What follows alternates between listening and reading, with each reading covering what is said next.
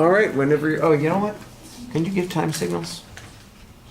All right, they start with 8, it's a countdown. So just hold it up 5 minutes. When they get to 5 minutes left, hold up the card.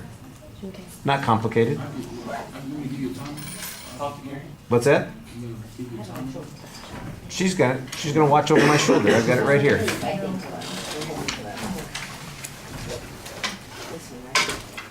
Okay, so I wrote, oh, not supposed to. Okay, abused by their own family.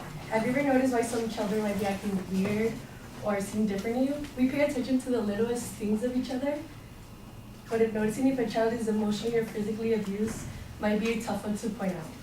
Some signs are that they don't communicate well with others, loss of self-confidence or self-esteem, and depression. Today I want to share why is it that some children are abused by their own family and how do their family do such a thing. So first, let's start off by considering what is child abuse. Child abuse Child abuse, the administration for child services in NY states that child abuse is an act or failure to act by any parent or caretaker that results in death, serious physical or emotional harm, like sexual abuse or exploitation of a child under the age of 18. By that, any little thing that is noticeable on a child, like a bruise, bump, a bump in the head, or bump anywhere in the body, a deep cut, or any type of marks that look like they were done by another person. I read this article by Inside Edition saying that a 30-year-old woman allegedly beat her boy in the head because he made a Mother's Day card for his grandma and not for his mom. Just imagine the pain and severe damage that could cause to a child in his or her head.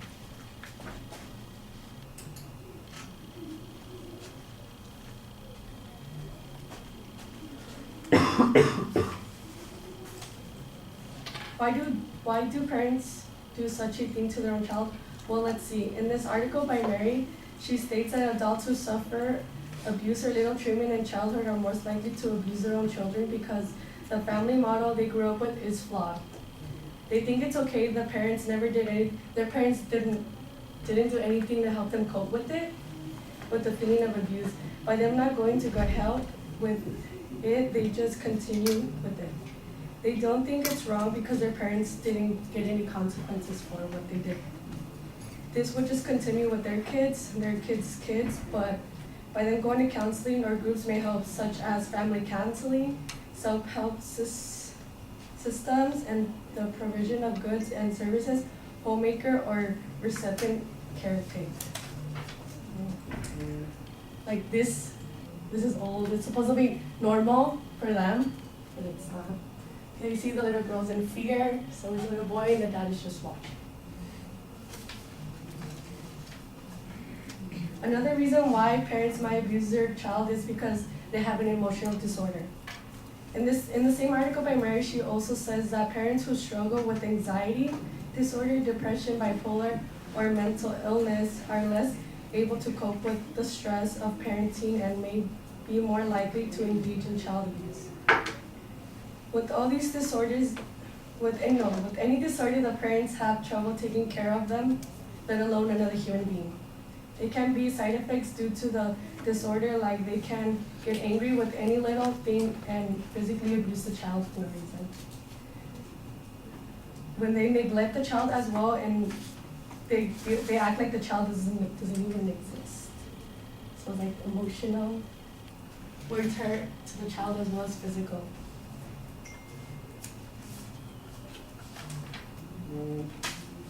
Certainly another reason why parents abuse their child because they might be alcoholic or drug users. In an article by the National Institute of Alcohol Abuse and Alcoholism, also known as the NHI, states that parental alcohol abuse may be associated with physical or sexual abuse.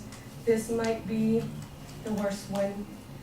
Yet. Their parents are under the influence and don't know what they're doing, but it's still not an excuse.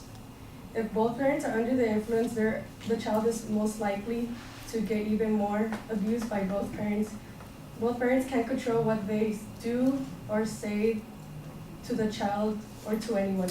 Being sexually abused by any parent leaves a huge unresolved problem and anger towards the parent. It can also lead the child to do the same and they think it's okay. I came along this story on the Hudson Times saying there was a little girl named Sharpay. She was 13. She saw her father sexually abusing her 18-month-old sister. I quote her saying, "I would see him molesting my sister every morning. Each time I tried to pull her away, I got beaten." Imagine being a witness or seeing that happen. It's like them being bipolar, alcoholic, can cause.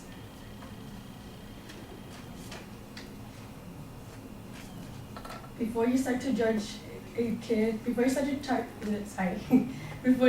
judge a child as being weird, you should stop and wonder what they are going through, what they have to face on a day-to-day basis, and maybe if we pay more attention, we could save a child from being abused. Like I have this video of how this cop helped this little kid from being abused, and he adopted him as well.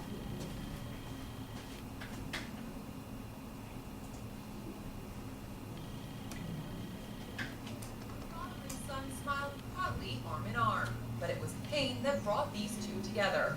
Officer Jody Thompson from Oklahoma adopted John when he was 8 years old. They met when Thompson, who was off duty at the time, was responding to a reported case of child abuse. Seeing any human being, let alone an 8-year-old child in that state, ripped my heart out. 2 years later, John watched as his adopted father was honored for his courageousness at a ceremony held by the police department. Jody insists the praise shouldn't go to him, but to John. He's the toughest person I know to do what he did. He's the hero in this. Jody and his wife, who already had 2 children of their own, also adopted John's little sister. She was born in prison while their mother was in jail. Now the family of 7 is looking forward to a lifetime of happiness together after so much heartache. Be sure to watch Inside Edition. As you could tell, this officer got a call from the little kid saying that his parents would beat him, would emotionally beat him as well, and he wanted to get help. So this cop came to the rescue, stopped both of the parents went to jail, and he adopted him, let alone he had 2 more kids as well. So if we stop and see, even though someone might be acting weird or may not communicate as well with others, they might be going through other things besides.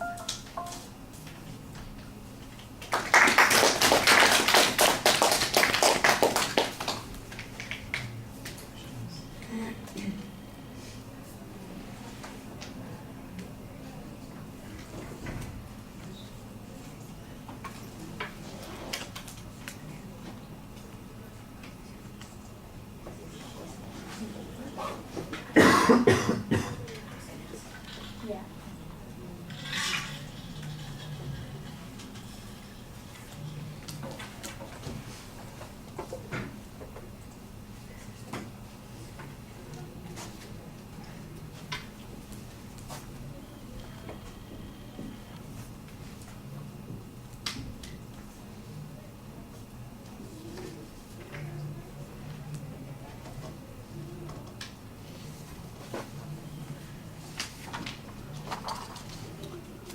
All right, Ashley, what'd you think? Well, I think she handled the topic very well. You don't have to stand up there. Oh. Yeah, I'm sorry. I didn't mean to interrupt you, but we don't want to make you a target. It was a good use of visual aids, and they were effective because she would explain them and like how it would relate to her speech. And her attention device and her stories were really interesting, and I feel like that really added to her speech.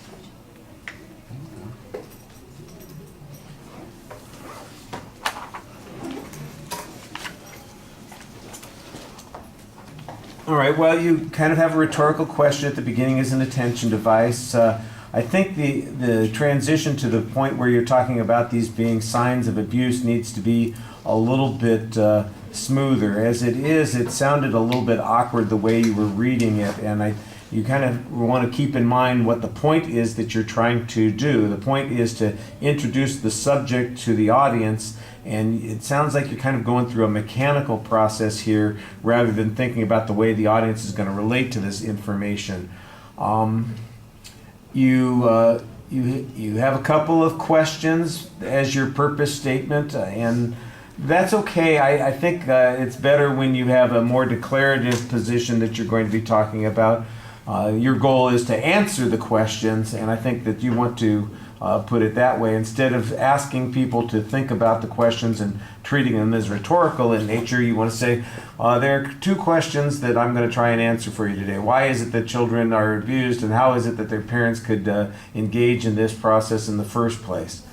I didn't really hear a preview. It sounds to me like there is a structure in the speech. You've got a topical method of organization. You're talking about the reasons why abuse exists, and some of it is because of their background, some of it is because they have some kind of disorder, and some of it is because they are under the influence of alcohol and drugs. So you've got a topical method of organization. I think you need to set that up at the beginning of the speech so that people have a better idea about where you're going and what the major points are going to be. The questions that you asked are telling us what the starting point of the speech is. Those points are telling us what it is that we're supposed to be looking for on our journey in talking about this. Yeah. So you need to have those things at the beginning of the speech also. You had an example of child abuse on that first point, and then you had a definition of child abuse. That was okay.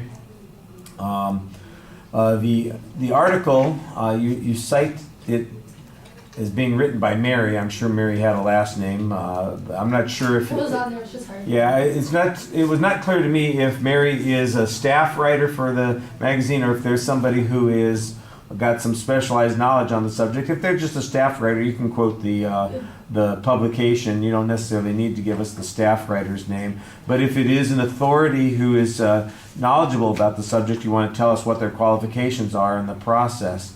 I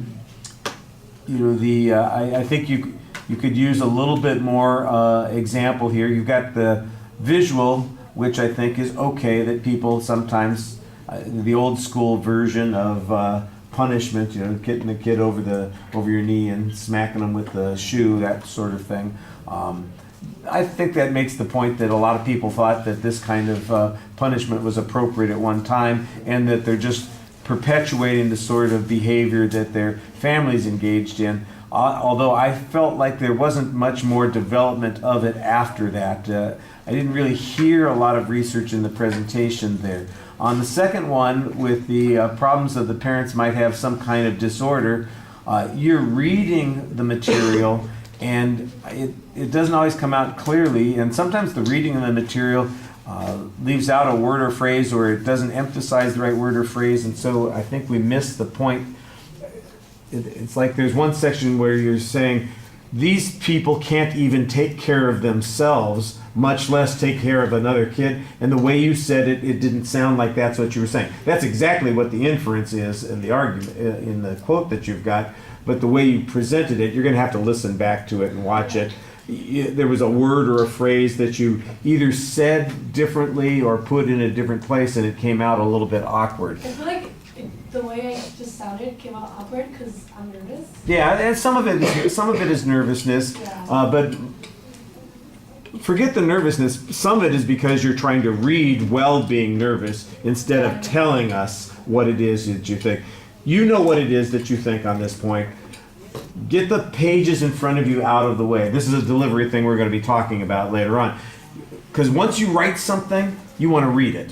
That's just the way it is. When people write out something, they feel like, well, I should read this. And that's not what you should do for a speech. You want to do as little reading as possible. I mean, if it's a 40-minute presentation and you're the President of the United States and the language matters, okay, you got to have a script and you're going to have a teleprompter and that sort of thing. But if you were talking to a group of people in a conference room and you were reading something to them that you'd written ahead of time, most of them are going to be wondering, why didn't you just print this up and hand it to us and we could have saved the time that way? The reason that you want to do it the other way is because what you're bringing to this. This is your perspective on this. I know about this subject, and I want to share what I know about this. And when it comes across like reading, I think it's a little bit problematic. And the anxiety, of course, makes it a little bit more awkward as well. I think you've got a couple of good examples that you illustrate points with. That's fine. I did notice that some of your visual images didn't seem to be synced up with the material that you were going to be talking about. So that's a little bit out of sequence, and that requires a little bit more practice. That's one of those things that happened. The clip that you had at the end, I thought was, look, it's interesting, and it does bring the subject in to the, kind of into some perspective here for the audience. What you need to do, though, is I think need to set it up a little bit more. It needs to fit into a spot so that it connects with, because it sounded to me like the kid himself was the one who called for help and had to overcome the problems that his parents were imposing on him. It would have been nice to know a little bit more what the context was.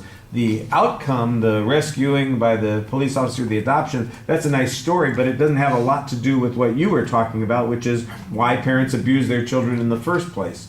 And so I'm kind of looking back at this going, so what was the story in the original point? Then maybe the exit would be a little bit more rewarding. All right, thank you.